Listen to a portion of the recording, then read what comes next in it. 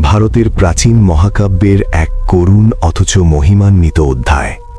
একজন শিষ্য যার হৃদয়ে আগুন, আর এক গুরু যার হাতে ছিল স্বর্গীয় অস্ত্রবিদ্যার শক্তি। তিনি কর্ণ, সূর্যদেবের পুত্র, কিন্তু সমাজে পরিচয় সূতপুত্র। অপমান ছিল তার ছায়া, তবুও বীরত্ব ছিল তার শ্বাস। অন্যদিকে তিনি ভীষণ ব্রাহ্মণ যোদ্ধা, ভগবান বিষ্ণুর ষষ্ঠ অবতার, অস্ত্রশাস্ত্রের অতুল গুরু। তিনি হলেন পরশুরাম। কর্ণের একটাই স্বপ্ন, অর্জুনের সমান নয়, অর্জুনের চেয়েও শ্রেষ্ঠ ধনুর্ধর হওয়া। কিন্তু রাজগুরু দ্রোণাচার্য তাকে শিষ্য হিসেবে গ্রহণ করলেন না, কারণ সে ছিল সূতপুত্র। অপমানের আগুন বুকে নিয়ে কর্ণ পৌঁছালেন পরশুরামের আশ্রমে, কিন্তু জানতেন পরশুরাম কেবল ব্রাহ্মণদেরই শিক্ষা দেন।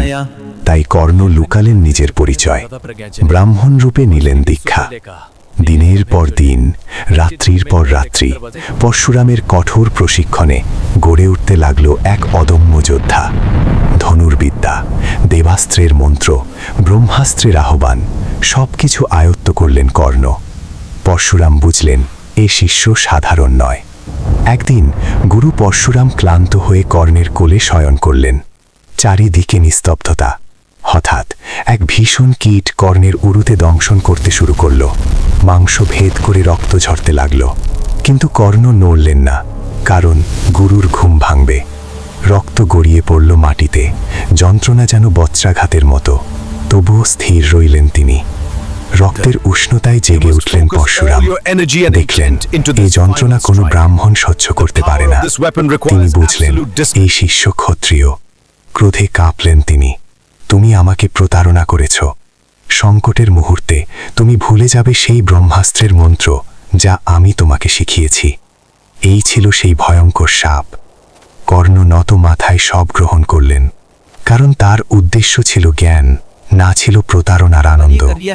সময়ের চক্র ঘুরল, এলো কুরুক্ষেত্রের মহাযুদ্ধ। অর্জুনের মুখোমুখি কর্ণ।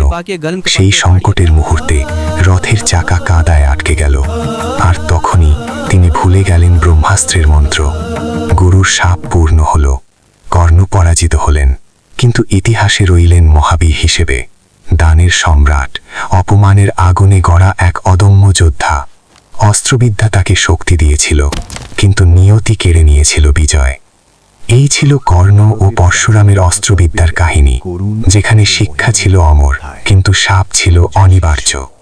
ভিডিওটি ভালো লাগলে লাইক ও কমেন্ট করতে ভুলবে না বন্ধুরা। হাতে ছিল স্বর্গীয় অস্ত্রবিদ্যার শক্তি।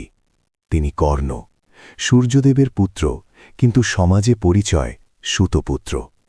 অপমান ছিল তার ছায়া, তবুও বীরত্ব ছিল তার শ্বাস। অন্যদিকে তিনি ভীষণ ব্রাহ্মণ যোদ্ধা, ভগবান বিষ্ণুর ষষ্ঠ অবতার, অস্ত্রশাস্ত্রের অতুল গুরু। তিনি হলেন পরশুরাম। কর্ণের একটাই স্বপ্ন, অর্জুনের সমান নয়, অর্জুনের চেয়েও শ্রেষ্ঠ ধনুর্ধর হওয়া। কিন্তু রাজগুরু দ্রোণাচার্য তাকে শিষ্য হিসেবে গ্রহণ করলেন না, কারণ সে ছিল সূতপুত্র। অপমানের আগুন বুকে নিয়ে কর্ণ পৌঁছালেন পরশুরামের আশ্রমে, কিন্তু জানতেন পরশুরাম কেবল ব্রাহ্মণদেরই শিক্ষা দেন। তাই কর্ণ লুকালেন নিজের পরিচয়, ব্রাহ্মণ রূপে নিলেন দীক্ষা। দিনের পর দিন, রাত্রির পর রাত্রি পরশুরামের কঠোর প্রশিক্ষণে গড়ে উঠতে লাগল এক অদম্য যোদ্ধা।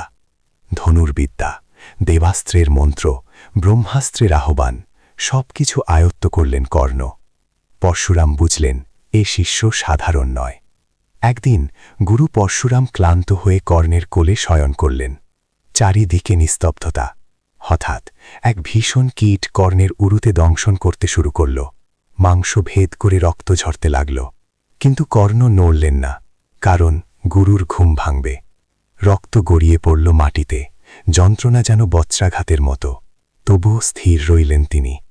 রক্তের উষ্ণতায় জেগে উঠলেন পরশুরাম।